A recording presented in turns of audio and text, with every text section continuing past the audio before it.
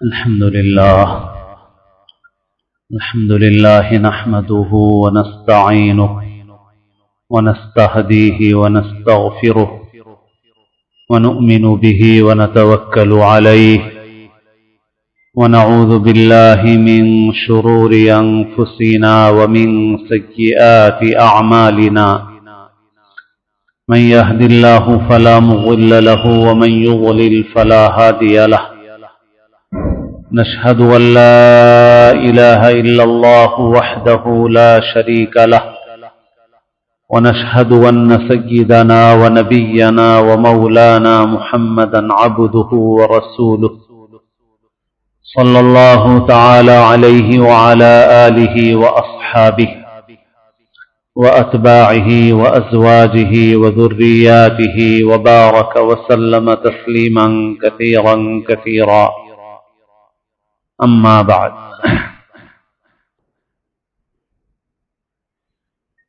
قابل احترام بزرگوں، عزیز دوستوں اور ساتھیوں، اللہ تعالی نے ہم کو مسلمان بنایا اور ہمارا ایمان تمام انبیاء کرام علیہم الصلاۃ والسلام پر ہے۔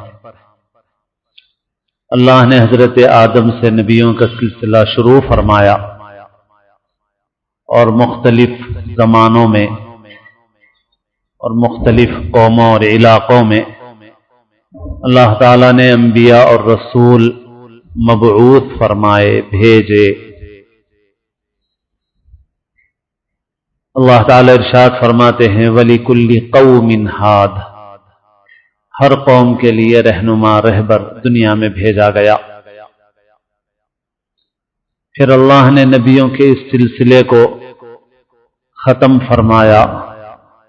آخری نبی سیدنا محمد رسول اللہ صلی اللہ علیہ وسلم پر۔ اللہ نے آپ کو کامل اور مکمل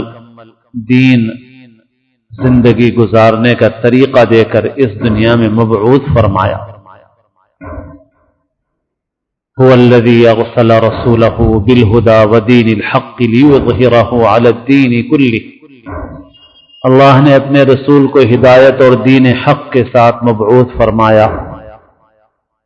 تاکہ وہ اس کو تمام زندگی گزارنے کے طریقوں پر اللہ کے بھیجے ہوئے اس طریقے کو غالب کر دیں، اگرچہ کہ یہ بات نافرمانوں کو، مشرکوں کو ناپسند ہو۔ اللہ نے آپ کو اس لیے بھیجا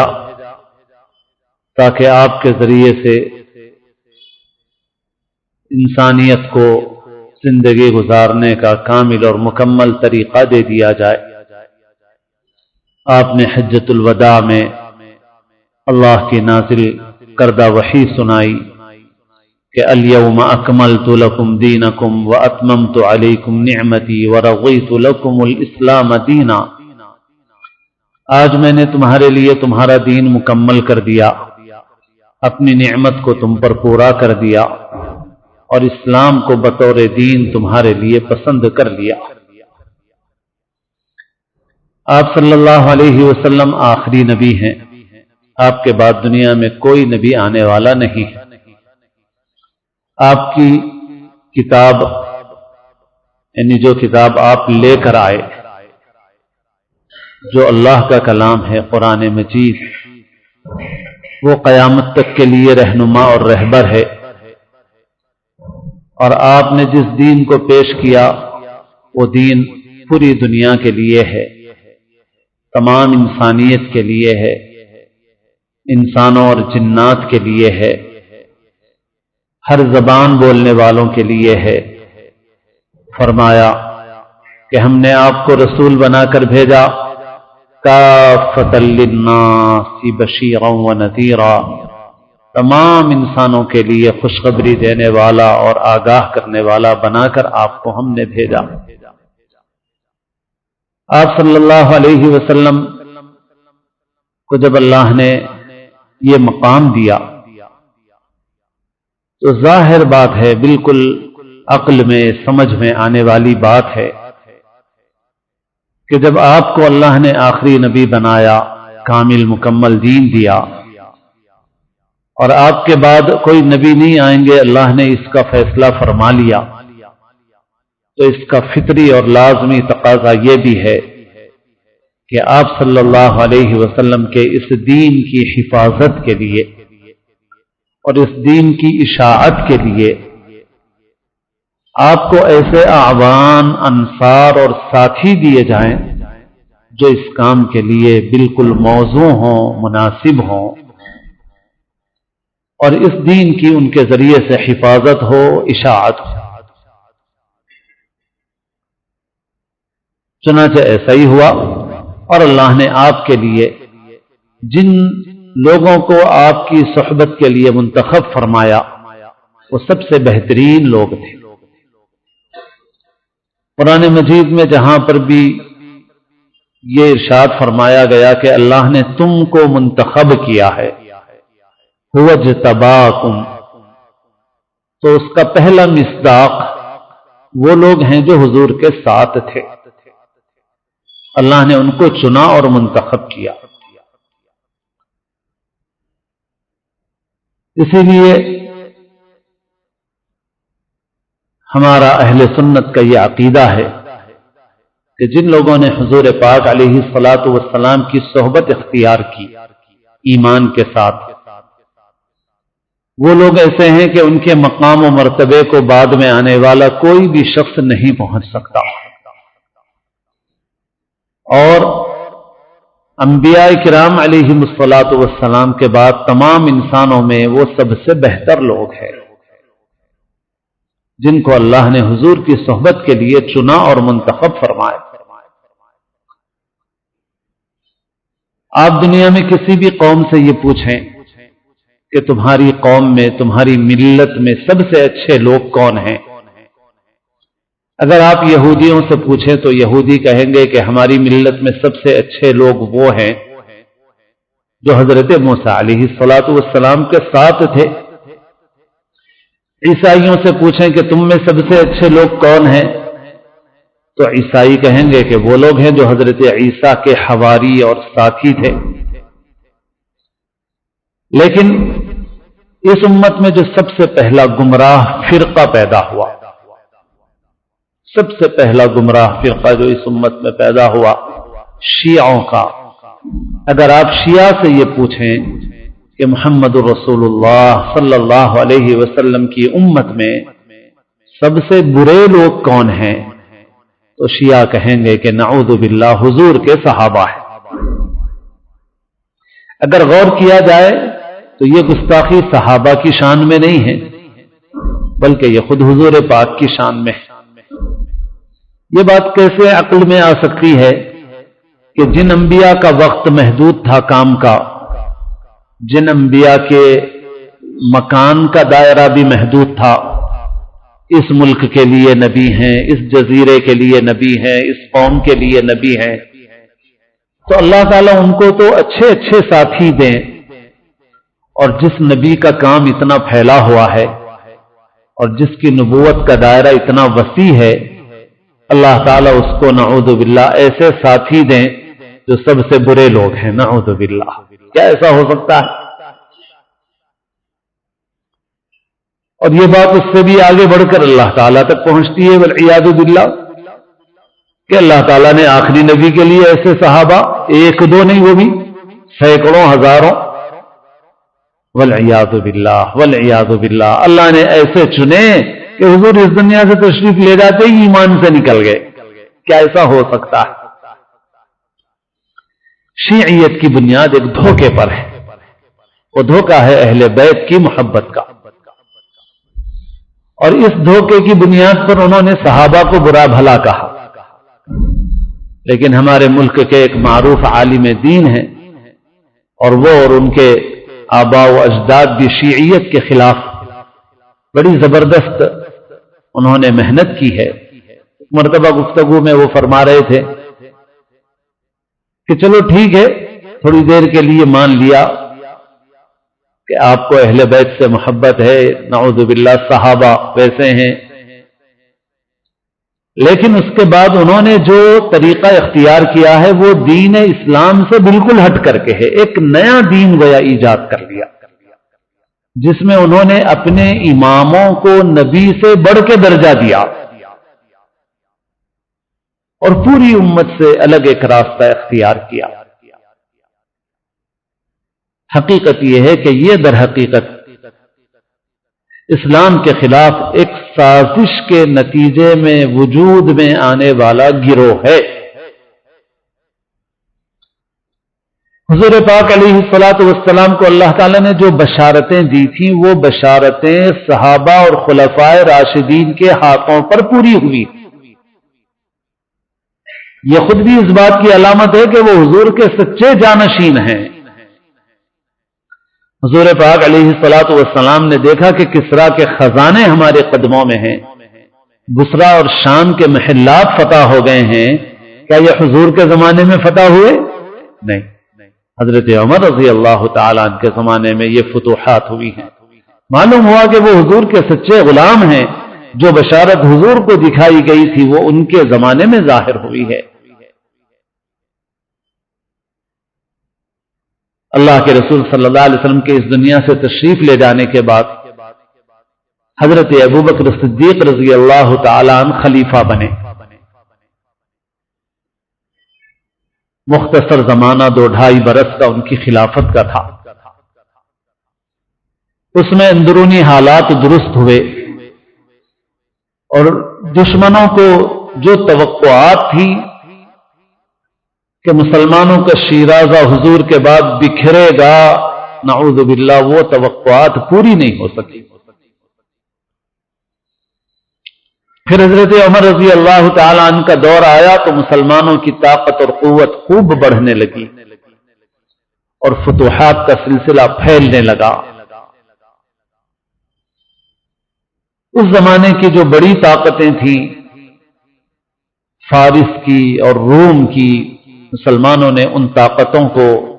تہس نہس کر دیا، فتح کر دیا۔ حضرت عمر رضی اللہ تعالی عنہ کے بعد حضرت عثمان غنی رضی اللہ تعالی عنہ کے زمانے میں بھی فتوحات کا یہ سلسلہ چلتا رہا اور مسلمان اپنی بے سر و سامانی کے باوجود اس وقت روئے زمین پر جو سب سے بڑی حکومتیں اور طاقتیں اور سلطنتیں تھیں، مسلمانوں نے ان کو نہ صرف چیلنج کیا بلکہ ان کو ٹکڑے ٹکڑے کر دیا مسلمانوں۔ اور یہ مسلمانوں نے اس لیے نہیں کیا کہ زمینوں پر اور حکومتوں پر قبضہ کریں، بلکہ اس لیے کیا تاکہ لوگوں کو ظلم سے بچا کر انصاف کے راستے پر لائیں۔ اسی وجہ سے مسلمان جب ان علاقوں میں داخل ہوئے اور انہوں نے اپنی حکومتیں وہاں پر کی تو وہ اپنی فوج کے بل بوتے پر نہیں جمے وہاں پہ، بلکہ اپنے انصاف کے بل بوتے پر جمے وہاں پہ۔ جب یہ صورتحال دشمنوں نے دیکھی تو انہوں نے سازش کی اور اہل بیت کی محبت کا لبادہ اوڑھ کر کے کچھ ایجنٹ مسلمانوں میں داخل ہوئے اور انہوں نے حضرت عثمان غنی رضی اللہ تعالی عنہ کی خلافت کے اخیر زمانے میں فتنہ شروع کیا اور ایک محاصرہ ہوا، گھیراؤ جو اس زمانے میں کہا جاتا ہے۔ حضرت عثمان غنی رضی اللہ تعالی عنہ کے گھر کا محاصرہ اور گھیراؤ کر لیا گیا۔ ان کی شرارتیں ایسی تھیں کہ دوسرے سب مسلمان فکر مند تھے اور انہوں نے حضرت عثمان غنی رضی اللہ تعالی عنہ سے کہا کہ اگر آپ اجازت دیں تو ہم ان لوگوں پر اپنی تلوار نکالیں، ان کا قصہ ختم کر دیں۔ مگر حضرت عثمان غنی رضی اللہ تعالی عنہ اس کے لیے آمادہ نہیں تھے اور حضرت عثمان غنی رضی اللہ تعالی عنہ یہ فرماتے تھے کہ آج تک مسلمان کی جو تلوار اٹھی ہے وہ دشمن کے مقابلے میں اٹھی ہے۔ مسلمان کہلانے والے کسی آدمی پر مسلمانوں نے تلوار نہیں اٹھائی۔ اگر آج میں اس کا حکم دوں تو گویا اس سلسلے کا شروع کرنے والا میں بن جاؤں گا، لہذا میں یہ نہیں کرنا چاہتا، چاہے میری جان خطرے میں پڑ جائے، چاہے میری جان چلی جائے، مگر میں اس کا حکم نہیں دوں گا۔ بہرحال یہ ہے کہ وہ محاصرہ بڑھا اور کچھ حالات ایسے ہوئے کہ دشمنوں نے دیوار پھاند کر کے حضرت عثمان غنی رضی اللہ تعالی عنہ پر حملہ کیا، اور حضرت عثمان غنی رضی اللہ تعالی عنہ کی شہادت 18 ذی الحجہ کو ہوئی۔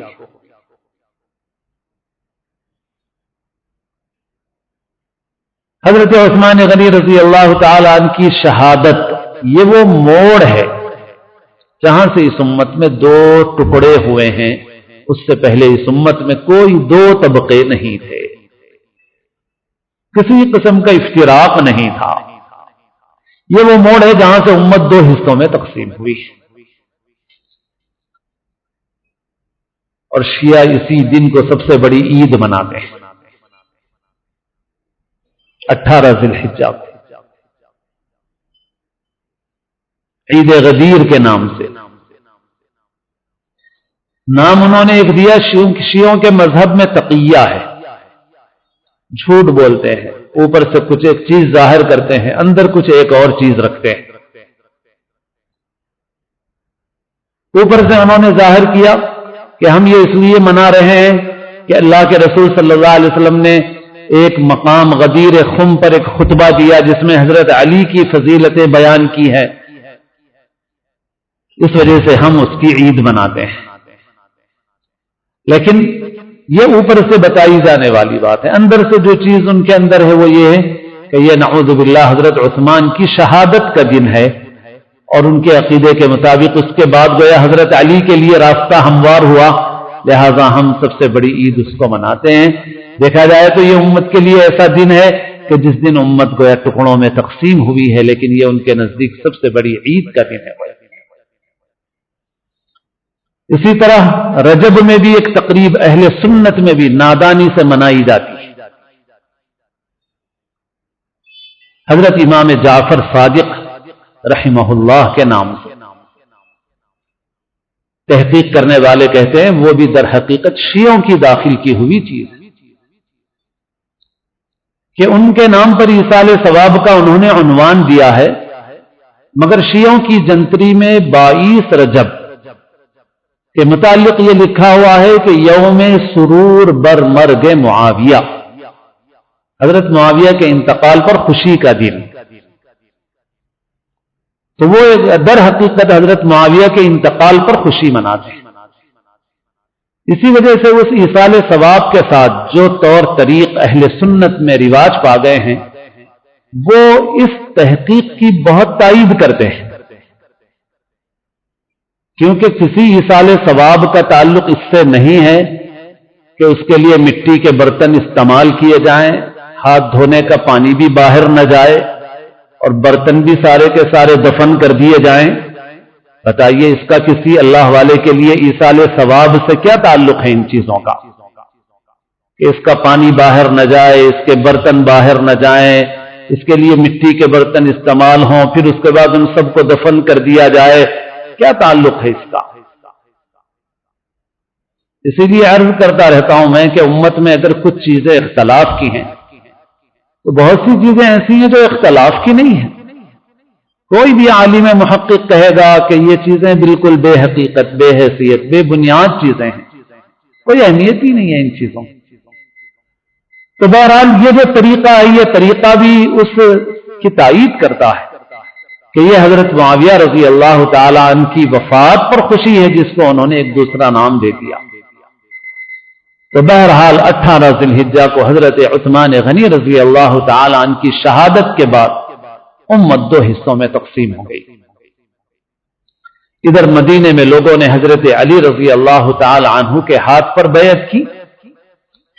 ادھر حضرت معاویہ رضی اللہ تعالی عنہ شام میں گورنر تھے مگر انہوں نے بیعت سے انکار کیا،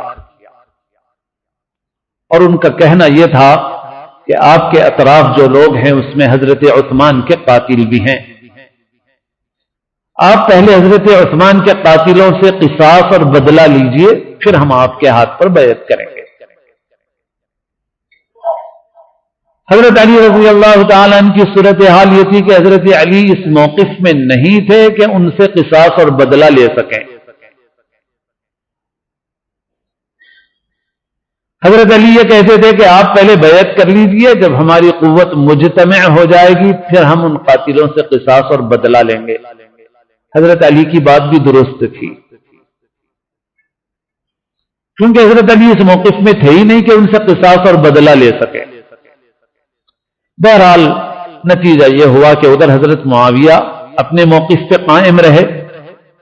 اور ادھر حضرت علی کی خلافت رہی، اور اس طرح ملت دو حصوں میں تقسیم ہو گئی۔ پھر وہ لوگ جو شریر لوگ حضرت معاویہ حضرت علی کے اطراف تھے، انہوں نے حضرت علی کو بہت تکلیفیں پہنچائی، اور اس کا اظہار خود شیعوں کی کتاب نہج البلاغہ میں جو حضرت علی کے خطبات ہیں، خود ان سے اس کا اظہار ہوتا ہے کہ انہوں نے حضرت علی کو کس قدر پریشان کیا ہے۔ اس میں جو حضرت علی کے خطبات ہیں ان سے خود معلوم ہوتا ہے کہ بہت پریشان کیا حضرت کو۔ بہرحال کچھ عرصے کے بعد حضرت علی رضی اللہ تعالی عنہ کو بھی ایک بدبخت نے حملہ کر کے شہید کر دیا۔ حضرت علی کے بعد مدینے کے لوگوں نے حضرت حسن جو بڑے صاحبزادے تھے ان کے ہاتھ پہ بیعت کی۔ 6 مہینے تک حضرت حسن کی خلافت رہی۔ 6 مہینے کے بعد حضرت حسن رضی اللہ تعالی عنہ نے، جن کے مزاج میں بہت نرمی اور صلح جوئی تھی، انہوں نے حضرت معاویہ سے صلح کر دی اور اختیار ان کے سپرد کر دیا۔ ہمارے نزدیک اہل سنت کا موقف بہت محتاط ہے۔ اہل سنت اہل بیت سے بھی پوری محبت رکھتے ہیں اور صحابہ سے بھی پوری محبت رکھتے ہیں۔ اس معاملے میں بھی اہل سنت کا موقف یہ ہے کہ حضرت علی رضی اللہ تعالی عنہ حق پر تھے اور حضرت معاویہ سے خطا ہوئی ہے، مگر وہ خطا اجتہادی خطا تھی، وہ دنیا طلبی کے لیے نہیں تھی۔ ایک اجتہادی غلطی ہوئی ان سے کہ انہوں نے موقف سمجھنے میں غلطی کر دی۔ بہرحال ہم کسی صحابی کو برا کہنا ہمارے نزدیک جائز نہیں، حضرت معاویہ رضی اللہ عنہ کو برا کہنا بھی جائز نہیں۔ حضرت معاویہ رضی اللہ تعالی عنہ کے حوالے کر دیا، اور ایک اور حدیث سے تائید اس بات کی بھی ہوتی ہے کہ یہ دونوں گروہ مسلمان ہیں، کیونکہ ایک حدیث میں اللہ کے رسول صلی اللہ علیہ وسلم نے ایک مرتبہ حضرت حسن رضی اللہ تعالی عنہ کے متعلق یہ الفاظ ارشاد فرمائے کہ میرا یہ بیٹا مسلمانوں کے 2 عظیم گروہوں میں صلح کا ذریعہ بنے گا۔ حضور نے یہ نہیں فرمایا کہ مسلمانوں اور کافروں میں صلح کا ذریعہ بنے گا،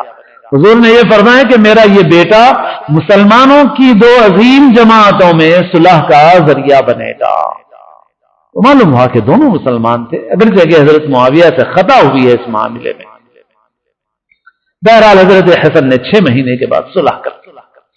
پھر حضرت حسن کا جب دور ختم ہوا تو 30 برس پورے ہو جاتے ہیں اس وقت تک،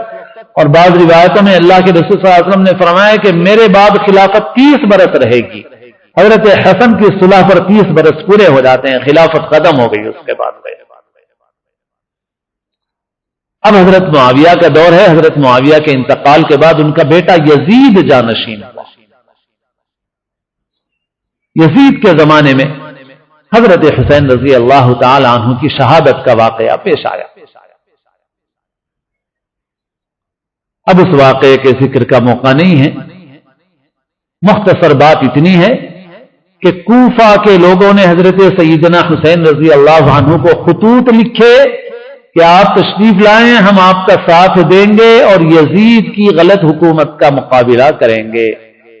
حضرت تیار ہو گئے۔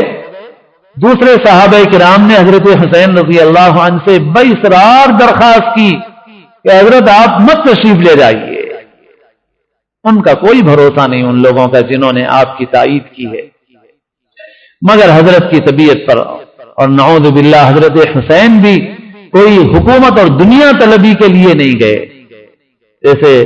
بعض لوگ سمجھتے ہیں کہ حضرت حسین کا خروج سیاسی تھا، مطلب دنیا کے لوگوں کی جیسے جنگیں ہوتی ہیں، نہیں، ویسا نہیں تھا نعوذ باللہ۔ حضرت حسین اعلاء کلمت اللہ کے لیے نکلے تھے، اللہ کے کلمے کو بلند کرنے کے جذبے سے نکلے تھے۔ حضرت حسین جنہوں نے اپنے نانا جان کا دور اپنے بچپن میں دیکھا، جنہوں نے حضرت ابو بکر کا دور دیکھا، جنہوں نے حضرت عمر کا دور دیکھا، جنہوں نے حضرت عثمان اور حضرت علی کا دور دیکھا رضی اللہ عنہم اجمعین، ان سے برداشت نہیں ہوتا تھا وہ منظر جو اب وہ اپنی آنکھوں سے دیکھ رہے تھے، برداشت نہیں ہوتی تھی وہ صورتحال جو اب انہیں نظر آ رہی، اور یہی چیز تھی جس نے ان کو آمادہ کیا کہ کچھ کیا جائے، اور ان لوگوں کے کہنے پر حضرت نکل گئے، حالانکہ وہ قابل بھروسہ لوگ نہیں تھے، اور اندیشہ جس چیز کا تھا وہی ہوا، اور کوفہ کے قریب پہنچنے کے بعد کربلا میں حضرت حسین رضی اللہ تعالی عنہ کی شہادت ہوئی، مگر کوفہ کے ان لوگوں نے کوئی مدد نہیں کی ہے، اور بلکہ جو لوگ حضرت حسین رضی اللہ عنہ کے قتل کے ذمہ دار ہیں انہوں نے ہی حضرت حسین کی شہادت کے بعد ماتم کا سلسلہ شروع کیا، اور وہی سلسلہ آج تک چل رہا، وہی سلسلہ، یہ خود قاتلان حسین ہیں جو آج حضرت حسین رضی اللہ تعالی عنہ کے نام پر ماتم کر رہے ہیں۔ اور شیعیت کا اور ہمارا کیا تعلق ہو سکتا ہے؟ میں نے تو عرض کر دیا، شیعیت تو ایک ایسی تحریک ہے جو اسلام کی دشمنی کی بنیاد پر اٹھائی گئی، اس کا اسلام سے کوئی تعلق نہیں۔ اس وجہ سے مسلمانان اہل سنت کو شیعوں کی حرکتوں سے پوری طرح سے اپنے آپ کو دور رکھنا چاہیے، ان جلوسوں کو دیکھنے بھی نہیں جانا چاہیے، اور غم منانے کا کوئی موقع نہیں ہے، ہماری شریعت نے کوئی حکم نہیں دیا ہے اس طرح سے، اپنی طرف سے چیزیں گڑھنا نہیں چاہیے۔ عاشورہ کے دن روزے کا اہتمام کرنا چاہیے کہ اس دن روزے کی فضیلت ہے، اور اس سے پہلے ایک دن روزہ رکھ لے یا اس کے بعد ایک دن روزہ رکھ لے، اللہ کے رسول صلی اللہ علیہ وسلم نے اس کی تاکید فرمائی، نفل کے درجے میں ہے مگر بڑا ثواب ہے اس کا۔ اور ایسے ہی یہ بھی بات ہے کہ رمضان کے روزے فرض ہونے سے پہلے عاشورہ کا روزہ فرض تھا، اس لیے بس روزے کا اہتمام ہے۔ اور اسی طرح بعض روایات میں یہ بھی ہے کہ جو اس دن اپنے گھر والوں پر خرچ میں کشادگی کرے گا اللہ تعالیٰ سال بھر اس کے لیے رزق میں کشادگی کرے گا، اس وجہ سے اپنے گھر والوں پر ایک حد تک خرچ میں کشادگی کی جا سکتی ہے، اور یہ کہ روزے کا اہتمام کیا جائے۔ باقی غم منانا اور وہ طریقے اختیار کرنا جو شیعوں کے ہیں یہ مسلمانان اہل سنت کے لیے بالکل زیبا نہیں، اپنے کو ان کے طور طریقوں سے بالکل بچائیں، دور رکھیں، اور صحابہ کرام کی عظمت اور محبت اپنے دل کے اندر رکھیں، اہل بیت کی عظمت اور محبت اپنے دل میں رکھیں کہ دونوں ہی کی عظمت اور دونوں ہی کی محبت ہمارے ایمان کے لیے ضروری ہے، اور ہم ان سب سے محبت رکھتے ہیں، اللہ ان سب سے راضی ہو۔ اور حضرت حسین رضی اللہ تعالیٰ عنہ جس جذبے سے نکلے تھے،